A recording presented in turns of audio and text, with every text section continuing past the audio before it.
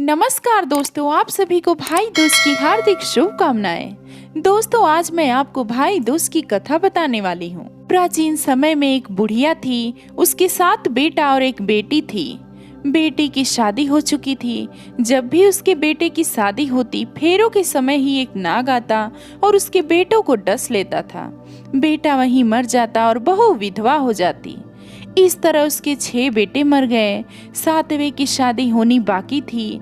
इस तरह अपने बेटों के मर जाने के दुख से बुढ़िया रो रो के अंधी हो गई थी। भाई दूज आने को हुआ तो भाई ने कहा कि मैं बहन से तिलक कराने जाऊंगा। माँ ने कहा ठीक है। उधर जब बहन को पता चला कि उसका भाई आ रहा है तो वह खुशी से पागल होकर पड़ोसन के घर गई और पूछने लगी कि जब बहुत प्यारा भाई घर आए तो क्या बनाना चाहिए। पड़ोसन उसकी खुशी को देखकर जल भून गई और कह दिया कि दूध से रसोई घर को लीप दो और घी में चावल पका दो। बहन ने ऐसा ही किया। उधर भाई जब बहन के घर जा रहा था तो उसे रास्ते में सांप मिला। सांप उसे डसने को हुआ।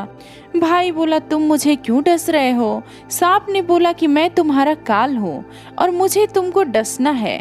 भाई बोला, मेरी बहन मेरा इंतजार कर रही है। मैं जब तिलक करा के वापस लौटूंगा तब तुम मुझे डस लेना। सांप ने कहा, भला आज तक कोई अपनी मौत के लिए लौट के आया है जो तुम आओगे? भाई ने कहा, अगर तुम्हें यकीन नहीं है तो तुम मेरे झोले में बैठ जाओ। जब मेरी बहन मेरा तिलक कर दे तब तुम मुझे डस लेना। सांप ने ऐसा ही किया। भाई बहन के घर पहुंचा। दोनों बड़े खुश हुए। भाई बोला, बहन जल्दी से खाना दे दे, बड़ी जोर से भूख लगी है। अब बहन क्या करे? न तो दूध की रसोई सूखे और न ही घी में चावल पके। भाई ने पूछा कि बहन इतनी देर क्यों लग रही है? तू क्या पका रही है? तब बहन ने बताया कि ऐसे ऐसे किया है। भाई बोला, पगली, कहीं घी में चावल पकते हैं या दूध से कोई रसोई घर को लीपता है क्या? गोबर से रसोई घर को लीप और दूध में चावल पका। बहन ने ऐसा ही किया। खाना खाकर भाई को बहुत जोर से नींद आने लगी। इतने में बहन के बच्चे आ गए। बोले, मामा मामा हमारे लिए क्या लाए हो? भाई बोला, मैं तो कुछ नहीं लाया। बच्चों ने वह झोला ले लिया जिसमें सांप था। जैसे उसे खोला उसमें से हीरे का हार निकला। बहन ने कहा कि भैया तूने बताया नहीं कि तू मेरे लिए इतना सुंदर हार लाए हो। भाई बोला, बहना तुम्हें पसंद है तो तू ले ले, मुझे हार का क्या करना है। अगले दिन भाई बोला, अब मुझे जाना है, मेरे लिए खाना रख दे। बहन ने उसके लिए लड्डू बना के एक डब्बे में रख दिया। भाई कुछ दूर जाकर थक कर एक पेड़ के नीचे सो गया। उधर बहन के बच्चों को जब भूख लगी तो माँ से कहा कि खाना दे दो। माँ ने कहा कि खाना अभी बनने में देर है। तो बच्चे बोले कि मामा को जो रखा है वही दे दो। तो वह बोले कि लड्डू बनाने के लिए बाजरा पीसा था, वही बचा पड़ा है चक्की में, जाकर खा लो। बच्चों ने देखा कि चक्की में तो सांप की हड्डियां पड़ी है। यही बात माँ को आकर बताई तो वह बावड़ी से होकर भाई के पीछे भागी। रास्ते भर लोगों से पूछती रही कि किसी ने मेरा खैल बाटोई देखा, किसी ने मेरा बावड़ा सा भाई देखा। तब एक ने बताया कि कोई लेटा तो है पेड़ के नीचे, देख ले वही तो नहीं है। भागी भागी पेड़ के नीचे पहुंची। अपने भाई को नींद से उठाया। भैया भैया, कहीं तूने मेरे लड्डू तो नहीं खाए? भाई बोला, ये ले तेरे लड्डू, नहीं खाए मैंने। ले दे के एक लड्डू ही तो दिए थे, उसके भी पीछे पीछे आ गई। बहन बोली, नहीं भाई, तू झूठ बोल रहा है, जरूर तूने लड्डू खाया है। अब तो मैं तेरे साथ ही चलूंगी। भाई बोला, तू नहीं मानेगी तो फिर चल मेरे साथ। चलते चलते बहन को प्यास लगती है। वह भाई को कहती है कि मुझे पानी पीना है। भाई बोला, अब मैं यहाँ तेरे लिए पानी कहाँ से लाऊं? देख दूर कहीं चील उड़ रही है, चली जा वहाँ, शायद तुझे पानी मिल जाए। तब बहन वहाँ गई और पानी पीकर जब वह लौट रही थी तो रास्ते में देखती है कि एक जगह पे जमीन पे 6 शिलाएं गढ़ी हैं और एक बिना गढ़े हुए रखी है। उसने एक बुढ़िया से पूछा कि ये शिलाएं कैसी हैं? उस बुढ़िया ने बताया कि एक बुढ़िया है, उसके 7 बेटे हैं। 6 बेटे तो शादी के मंडप में ही मर चुके हैं, तो उनके नाम की ये शिलाएं जमीन में गड़ी है। अभी 7वें की शादी होनी बाकी है। जब उसकी शादी होगी तो वह मंडप में ही मर जाएगा, तब यह 7वीं शिला भी जमीन में गड़ जाएगी।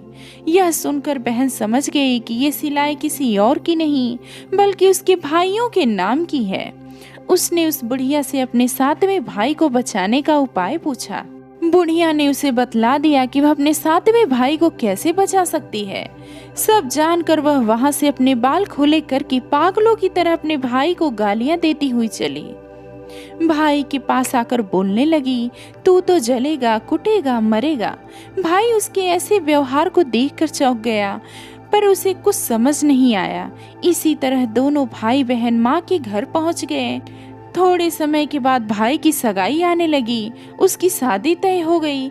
जब भाई को सेहरा पहनाने लगे तो वह बोली कि इसको क्यों सेहरा बांधेगा, सेहरा तो मैं पहनूंगी, ये तो जलेगा, मरेगा। सब लोगों ने परेशान होकर सेहरा बहन को दे दिया।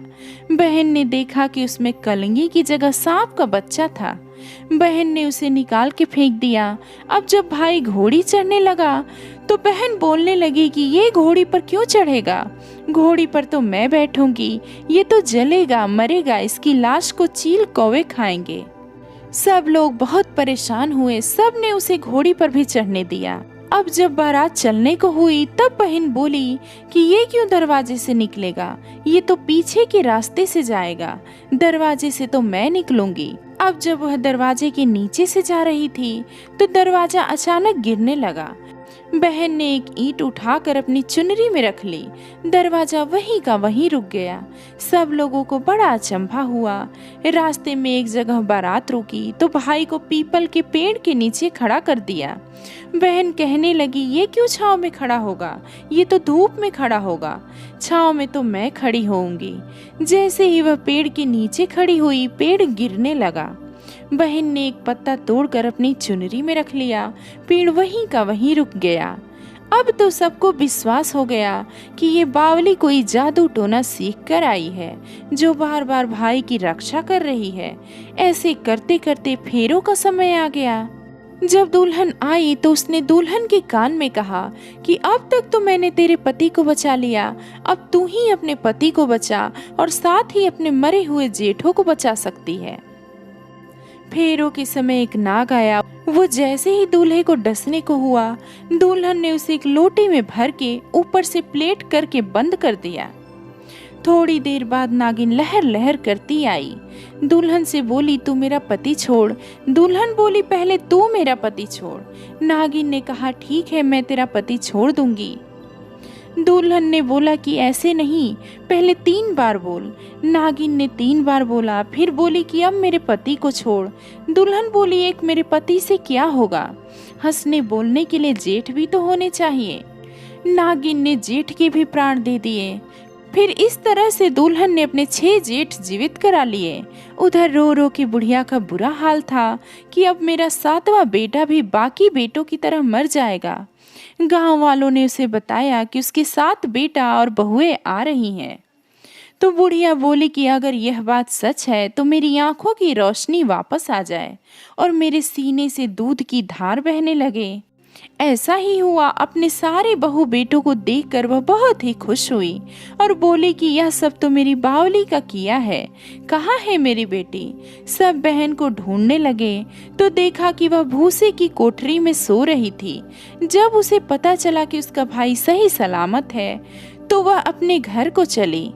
उसके पीछे पीछे सारी लक्ष्मी भी जाने लगी। बुढ़िया ने कहा, बेटी पीछे मुड़ के देख, तू सारी लक्ष्मी ले जाएगी तो तेरे भाई भाभी क्या खाएंगे।